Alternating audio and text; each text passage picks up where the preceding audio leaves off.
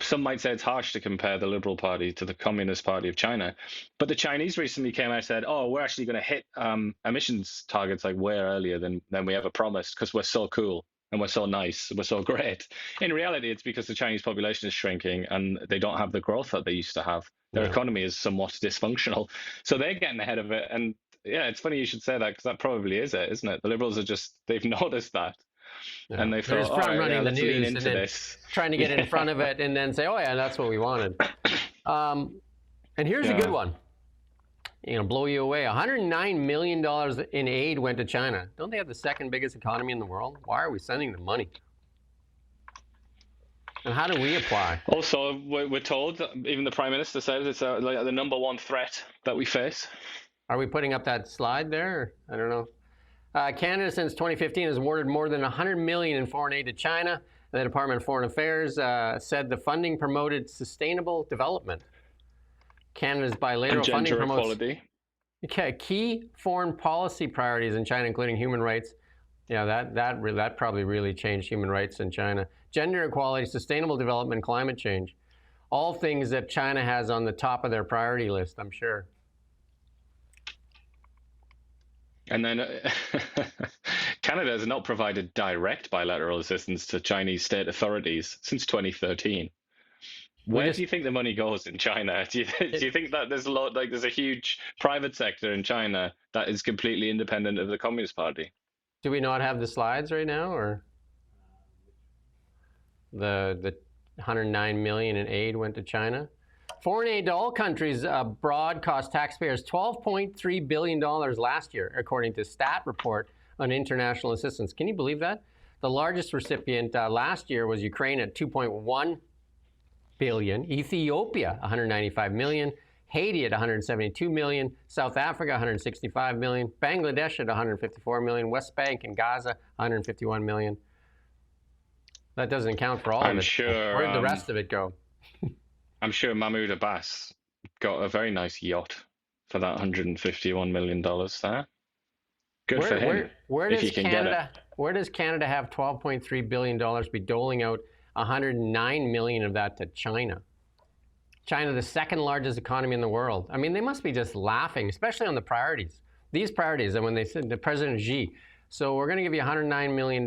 We want you to focus that on gender equality, human rights, sustainable development, and climate change. And then he takes that money and puts it into the military, probably, and just says, go and buy a few rocket launchers or something, lads. Go and treat yourselves.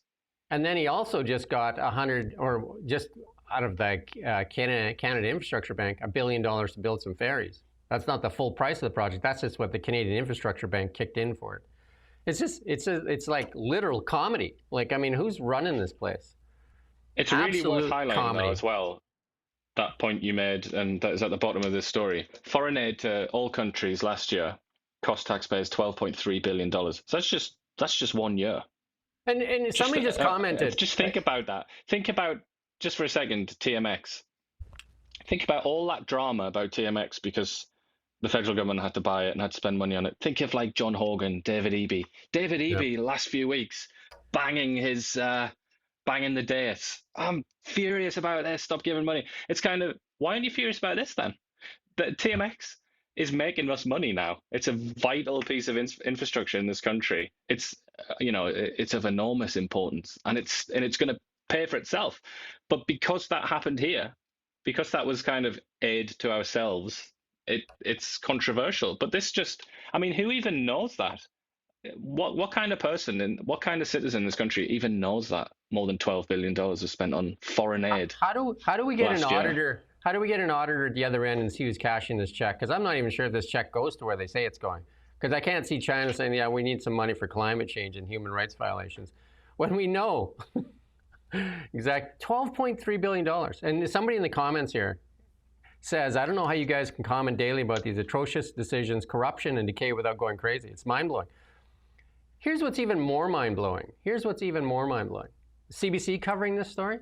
CTV covering these stories? No. This is Holly Dones on a Blacklock. She goes and gets FOIs. And some of the liberals will tell you that these aren't true. They're absolutely true. But is mainstream media covering them? Why would they? Maybe they're trying to preserve their mental health, so they can't handle Maybe it. that's what it is. That's CDC. right. Maybe. You and I seem to be getting more ranty as it goes. We're already crazy. We're crazy long ago. That's why we can do this. But I would just point out, sorry, I just want to look at those countries. Ukraine, okay? We all know about Ukraine. I think probably most Canadians feel a lot of sympathy for the Ukrainians. Doesn't change the fact that Ukraine, for the last 20 years, or really since the collapse of the Soviet Union, Ukraine has been considered one of the most corrupt countries on earth. Like really astonishing levels of corruption. That's where most of the money went. Ethiopia, it's quite an impressive country, Ethiopia, in many ways, and looks like it's got a bright future, but it has serious problems with corruption. Haiti isn't even a country. We asked the question, is Canada a country? We can answer it with Haiti. That is not a country. It's even the Liberal government is saying that recently. It's kind of degenerated into warlords, and there's no country there. There's no So state who got the money? apparatus. Yeah, where'd the money go? Yeah, exactly. That's what I'm saying. You're talking about an audit. Then South Africa, just extravagantly corrupt country, marvelously corrupt. Bangladesh, obviously. West Bank, and then Gaza. I mean, come on. The West Bank. So Yasser Arafat, who was in charge, you may remember, of based in the West Bank, in charge of the Palestinian Authority, Fatah. He's supposed to have died a billionaire. He had no real business. He had no business empire or anything like that. He just grafted off the aid. I mean, it's notorious. Grifted. The Palestinian they are territories, grifters. absolutely notorious for corruption. And that's it. We chucked 150 million at them. I mean, realistically, you have to think only a fraction of that would have gone to what it was meant to. And that probably would be considered a success. In a past life as a CPA, I've done audits. And I think the first question I would ask if I got to go there and do any type of audit like that is like, so what's the normal grift here? Like, how much do you take off the top? Like, when you're sending this money over there, what's the skim? Like, is it 90%? Like, how much actually ends up in the hands of whoever you're saying you're giving it to?